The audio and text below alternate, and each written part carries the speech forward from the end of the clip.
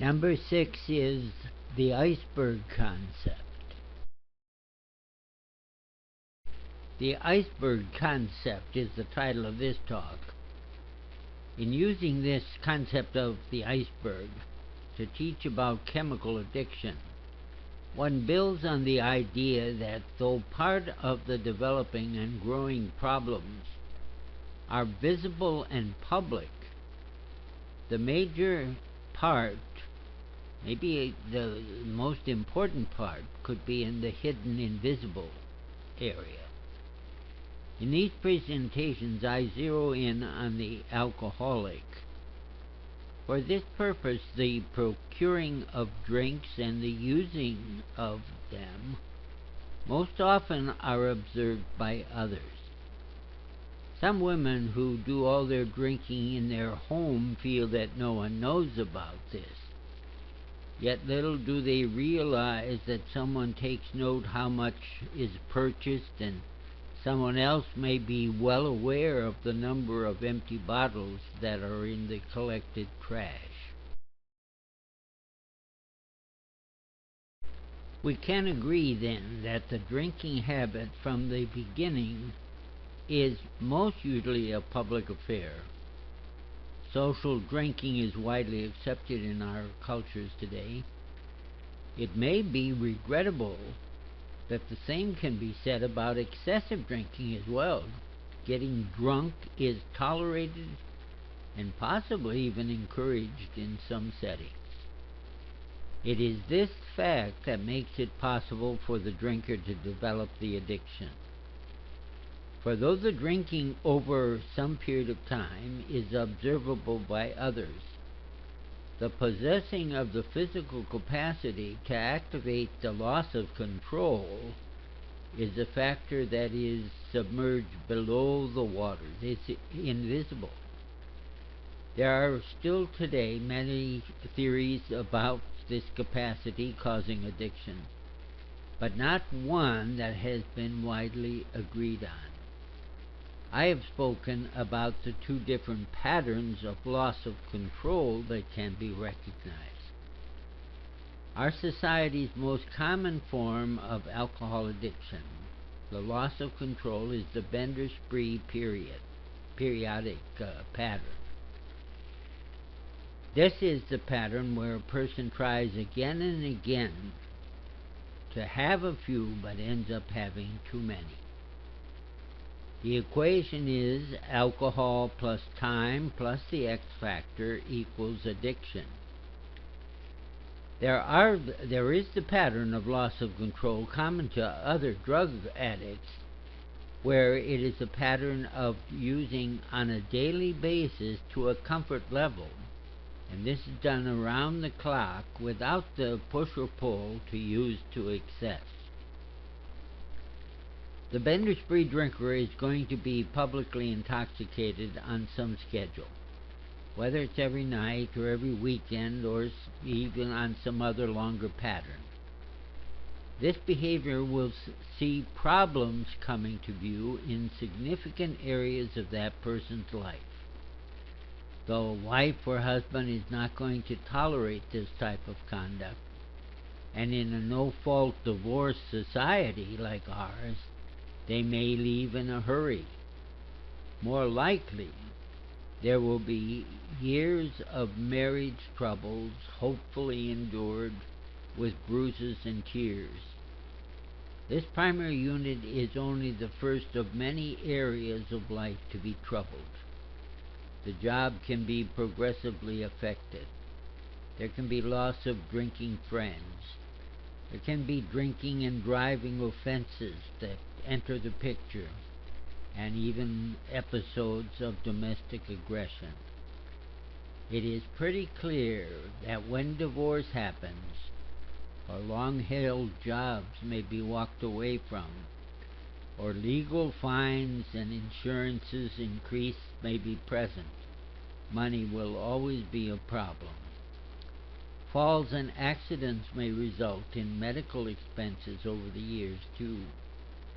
The bender spirit drinker is not apt to visit his doctor often because this is the person who is always asking embarrassing questions concerning how much do you drink.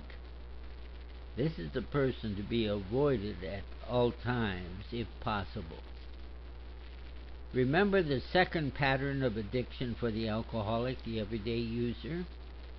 It is the medical factors which will in time bring this person to the doctor's attention. My sister was apparently this type of an alcoholic. Drinking daily at home, not driving, no problem to her husband. But when hospitalization interrupted her pattern of alcohol consumption, she went into delirium tremens, a withdrawal symptom from late-stage alcohol addiction.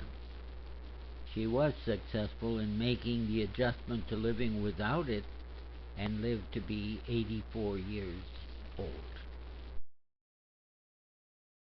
Personality is one of the big factors in the hidden or the submerged part of my iceberg. In the diagram, I have a variety of small shapes, a triangle, a circle, a small square, and others, and these represent different personality types. There is no evidence that one type is more likely to develop an addiction than any other type. So a conclusive truth could be that there is no alcoholic or addictive personality. Having said that, I want to make the case for believing that there could be important motivation in the personality for the individual drinking often and heavily because of needs found within the personality. It may be difficult to discern in my diagram the 7 personality components that I have listed. They are appearance, dress, social skills, athletic skills, emotional maturity, work skills, and boy-girl relationship. These 7 could be self-rated by any person on a scale of low, average, or high. For example, I could rate a person in this fashion. Average in appearance, high in dress, because he is fussy and careful about wardrobe. Low in social skills, very high in athletics, as he's an excellent bowler. Average in emotional maturity, high in work skills, and low in boy-girl relationship. Alcohol is a central nervous system depressant. The depressant effect in the early stage of ingesting can give the person a feeling of being stimulated. Self-consciousness is within the person is depressed by the drug, and so the person talks and laughs much more easily. My person with low social skills and shyness with the opposite sex could reach what he feels is the high range in those areas by taking and using drinks to achieve it. This early stage of improvement in one's living by having some beer, wine, or liquor could be so amazing that one gets hooked into frequent use and without intending crosses the line into addiction. I can easily imagine that a person with a condition of emotional immaturity to a serious degree is going to be able to mask and deal with it through the drinking for years. If this person progresses to loss of control alcohol addiction, recovery may very well require mental health treatment as a part of a recovery program. Most recovery programs for individuals will not require this additional form of treatment. Help in learning how to say no to the first drink will usually be adequate.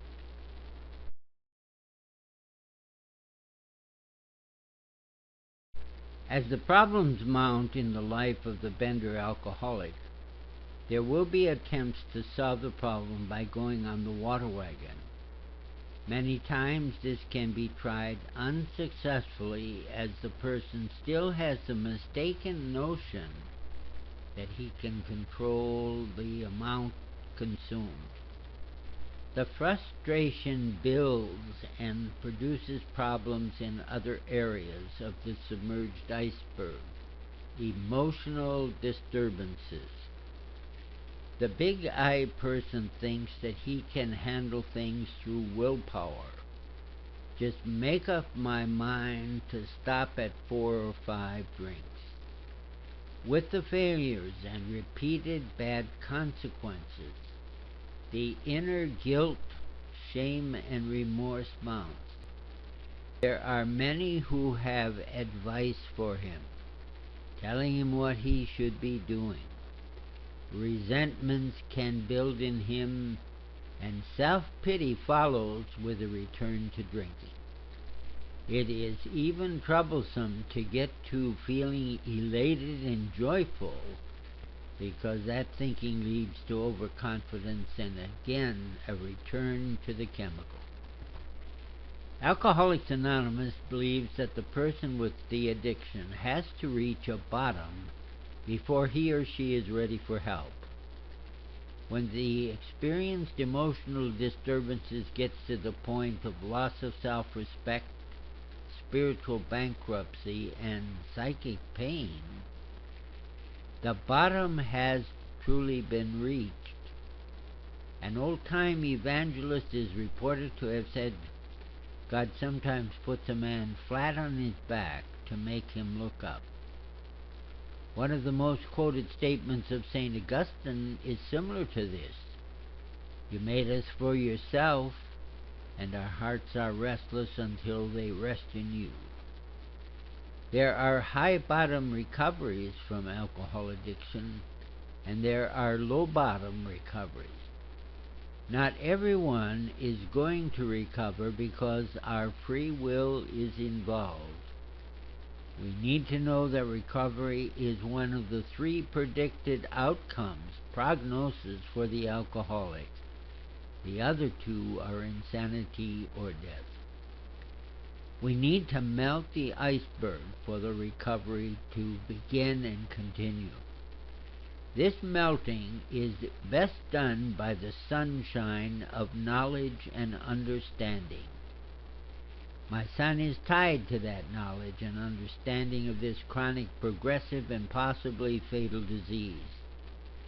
Doctors are among the first to often have contact with the victims of this disease due to their falls or fights or accidents, but they often miss these early signs due to the social drinking culture which they share in. If they are too quick to see this as a serious problem for the person before them, they may even have to take a serious look at their own pattern of use and even abuse. Members of Alcoholics Anonymous do know the signs of serious troubles and are most willing to give personal attention and support to an individual who appears to be open to being helped. That is the rub.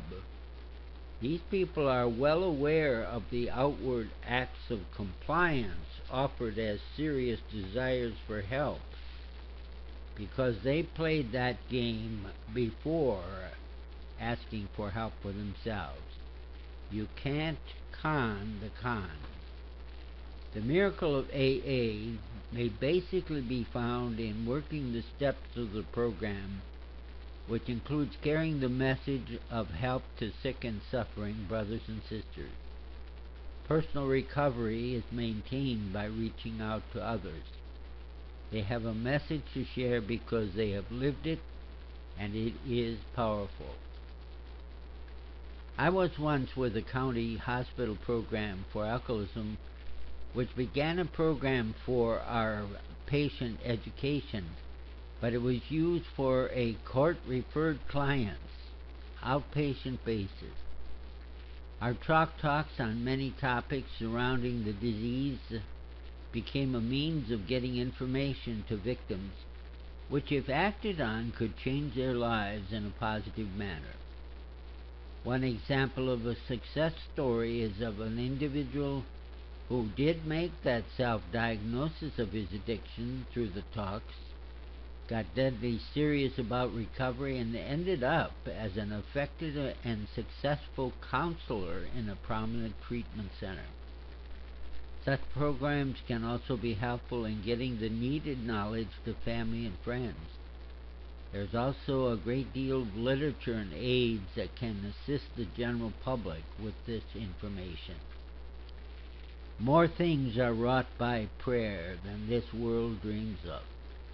This is an important work of the church in every age. The church encourages its believers to have faith in every situation and to seek God's help by praying.